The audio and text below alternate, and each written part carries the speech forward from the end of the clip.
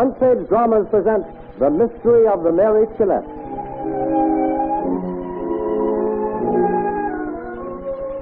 This week's Front Page drama, The Mystery of the Mary Celeste, is a dramatization of one of the stories of ghost ships that are told in a feature article to be found in next Sunday's issue of the American Weekly, the magazine that is read by 6.5 million families every week.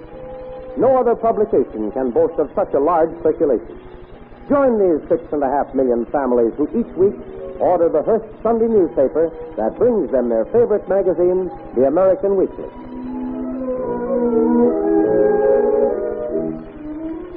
In next Sunday's issue of the American Weekly, under the title of A Baffling SOS Puts Another Ghost Ship on the High Seas, you will find several stories of famous mystery ships that have been recorded on the pages of maritime history.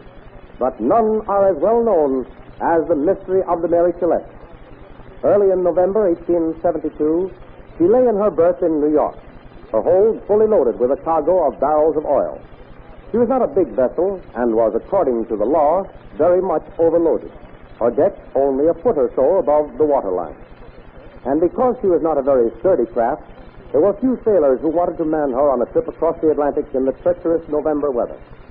Furthermore, although her captain, William Briggs, was not exactly a driver, he was close-fisted and not popular. But the first mate was the man sailors feared. For Toby Hullock, alias the Baltimore Bully, was a great hulk of a man, a relentless tyrant, bad to fall foul of, as seamen put it. So although the Mary Celeste was ready to put out to sea with cargo in the hold, she still lacked a complete crew. But that was to be remedied at Big Nose Maggie's. Say, Peter. What's this I hear about you skipping off on old man Briggs's tub? You're right, Maggie. I'm going to do old Duncan Finlay a favor. I can't stay on there any longer. Well, you'll have to. You wait for old man Briggs to get a crew. Well, he's been trying to sail for 2 weeks. We only need one more hand now. Captain Morehouse of the De Grazia finally agreed to let Briggs have 3 of his men. What? Why did he get so big-hearted all of a sudden? Why, he's been keeping hands from shipping on the Mary Celeste in the hopes of getting a cargo for his De Grazia if old man Briggs couldn't sail. Something fishy there. Morehouse sent Tom Moffett, Charlie Manning, and Billy Hawley from the De Grazia to the Mary Celeste. And then besides Toby Hullock as mate, we've got Jack Dorsal as boatswain and captain. I don't know anything about the 3 from the De Grazia. Toby Hullock and Jack Dorsal are as fine a pair of bone trackers as I ever laid eyes on. Either one of them has a heart no bigger than a green pea.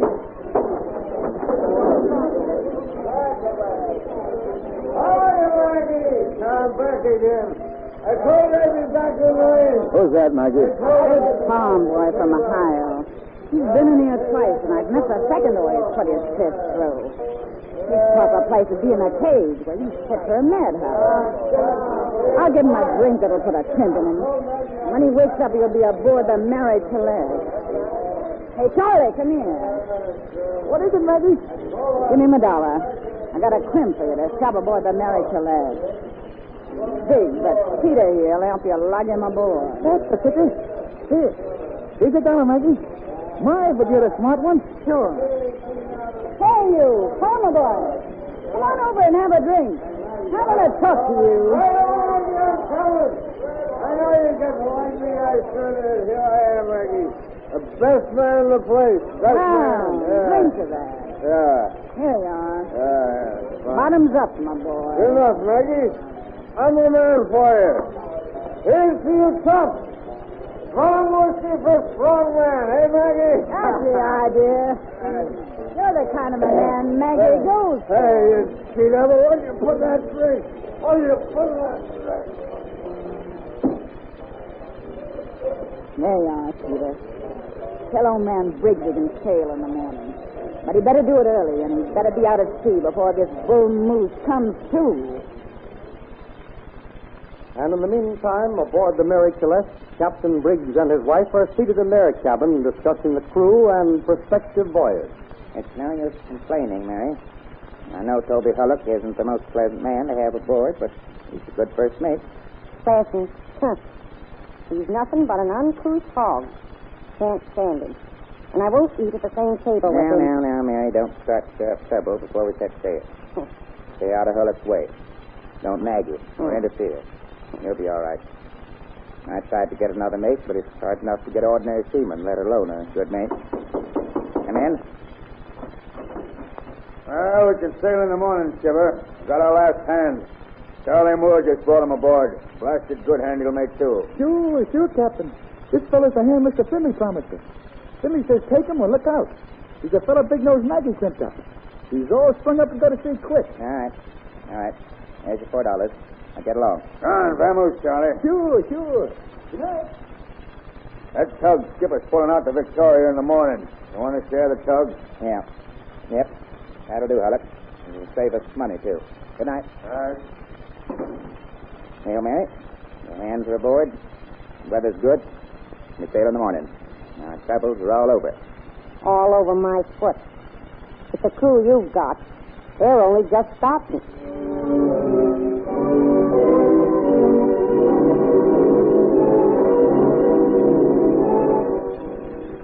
So the following morning, November 7th, 1872, with a crew of 9 and the captain's wife, the Mary Celeste set out for Genoa, Italy. The sun was shining when the brig got out to sea. The breeze was stiff from the sea running high. On the dock, the only person up to wave farewell was Captain Moorhouse, whose ship lay alongside and who was later ordained to find the Mary Celeste, a wandering derelict at sea. Once out in open water, the Mary Celeste settled down to steady running. With the wind from the west and under all canvas, Captain Briggs set his course for the Azores.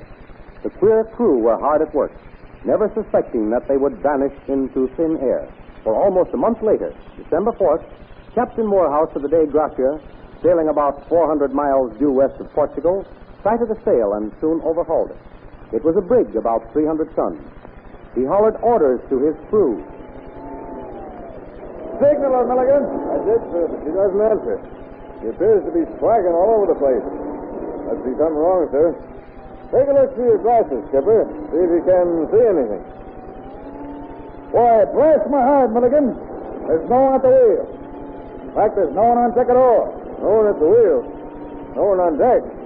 Why, she's bowling along under all canvas, sir. Aye, I can see that. But why is she unattended? Tell the wheelsman to bring us over to the starboard tack. We'll soon be close enough to give the hail. Aye, sir. And keep your eye on her, Milligan. Take the glasses. Watch for some of her hands to come on deck. I'll be below. We're alongside her, all but, skipper. Still can't see any hands aboard. Wheel's still unattended. I gave the hail, but there was no answer. Get a boat out. Roll away and send 4 men over and see what's up. Aye, sir. Hey, Devlin! You take command of that boat. Board that brig. I have an idea there's something wrong aboard. All right, sir. Simpson! Salem! Higgins! Man the boat! Man the boat!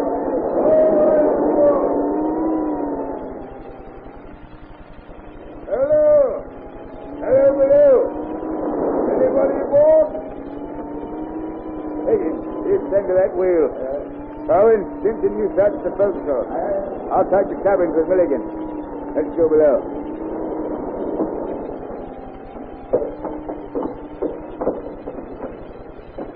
Ain't nobody in here. That's clear, all right. This is the skipper's cabin. Everything in order. Truck full of woman's clothing and a sewing machine on the table. This must have been first mate's cabin. Bunk all made up, ship shape, everything in perfect order. It's mighty queer, Milligan. Aye, it is that, sir. So we go back on deck and see what Kerwin and Simpson have found. Hey, maybe they found something. Aye.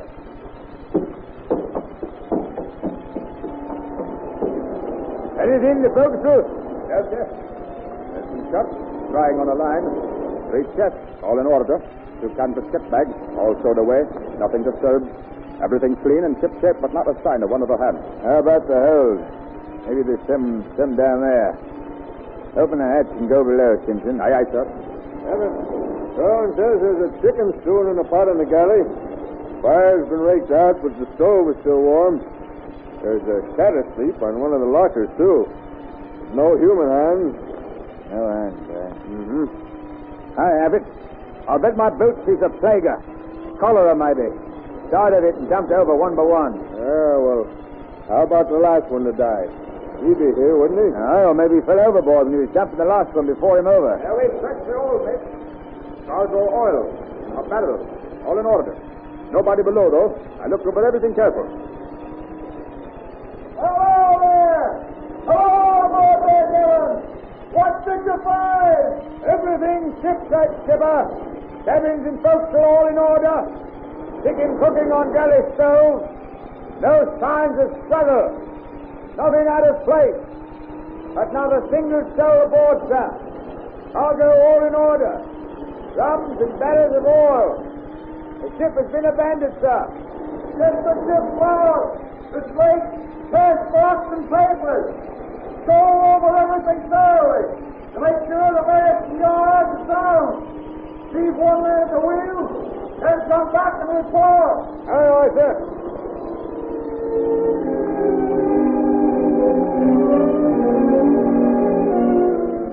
Well, Devin, that's the clearest thing I ever heard of. A perfectly good ship. Everything work away and in good order. Abandoned at sea. No signs of disorder. No bloodstains. Evidences of fights or mutiny. No signs of fire. The ship's small boat wedged firmly in place, and yet no crew. Not a living soul. They've disappeared. But how? How did they get off the ship? It's mighty strange, sir. No other ship could have taken them off because no other ship would have neglected to salvage the vessel. If there had been any sudden distress, they could have made for one of the Azores.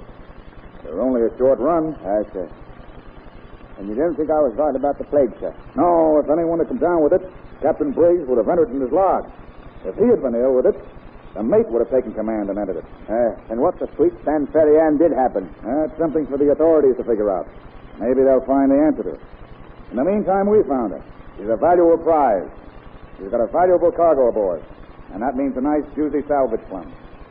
I'm taking charge of her, sending a small crew to work her in a port. We'll put into Gibraltar. One morning toward the middle of December 1872, the Dei Gracia brought the little American brig, the Mary Celeste, into Gibraltar. The story related about the derelict Mary Celeste by the crew of the Dei Gracia was deemed so extraordinary that the officials summoned the Attorney General of the place. The Attorney General ordered a board of examiners to overhaul the American vessel to unravel, if they could, the reason why she had been abandoned in mid-ocean and what happened to her people. An American naval inquiry was also started, but nothing ever came to light. There was nothing that suggested a crime of violence had occurred, nothing that suggested sickness, mutiny, or that the vessel was in any danger that would cause the crew to abandon her. The most exhaustive official inquiry threw no light on the matter, and the affair was finally closed as an unsolved mystery. And the fate of the Mary Celeste became the most celebrated and argued about mystery of modern times. You have just heard a dramatization of the mystery of the Mary Celeste, one of several stories of mysteries of the sea to be found under the title of A Baffling SOS Puts Another Ghost Ship on the High Seas, a feature article to be found in next Sunday's issue of the American Weekly, the magazine with the greatest circulation in the world, read every week by 6.5 million Americans with their Hearst Sunday newspaper.